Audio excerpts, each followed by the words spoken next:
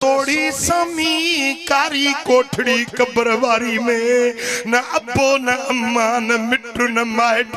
पर उन्हें सोड़ी समी में जे इंदो त मुहम्मद मीर इंदो सुभान अल्लाह माल कम नहीं दुई पुत्र कम नहीं दई सोन चांदी बन्नी वन्नी धन दौलत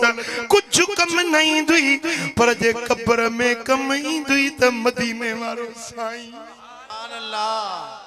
अबो छड़े वींदो ज़ाल घर में रोई पिटी मोकलाईंदी पुट कब्र ताई गरजी हलंदा भायर कब्र ताई कांधी थी हलंदा यार दोस्त कुले कांधी वनी मिट्टी जे हवाले करे इंदा पर सोड़ी समी कारी कोठड़ी कब्रवारी में न अब्बो न अम्मा न मिट्र न माइट पर उन्हें सोड़ी समी में जे इंदो त मुहम्मद मीर इंदो सुभान अल्लाह अजीज मुखे दफन करे व्या हलियात मुंह वटे हुजूर हिंदो हिनन लताड़े फिटी कयो न जिम्मो कयो जरूर हिंदो तमाम काबू कयो विचार ने मिटने मथा मण मिट्टिया जडे लटे जिलाशो हु मोटा चडई तडे त मिठड़ो हबीब इंदो हां मलाइका पुछदा इन महबूब के सुञाणंदो है ये न चंदा सुञाणी थो उते हर को सुञाणी वठंदो न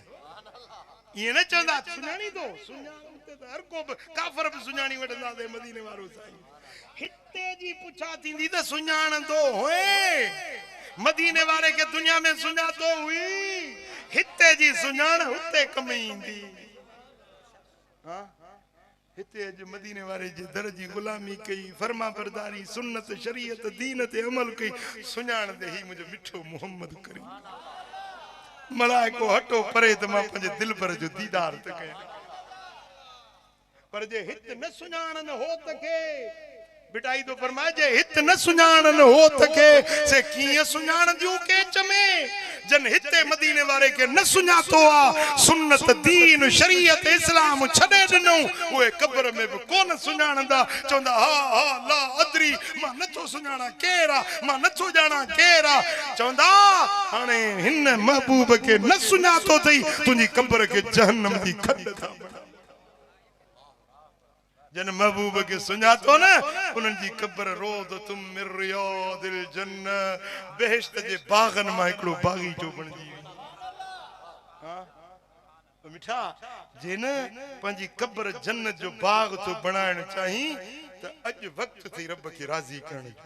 अज वक्त थी मदीने वाले साईं के राजी करण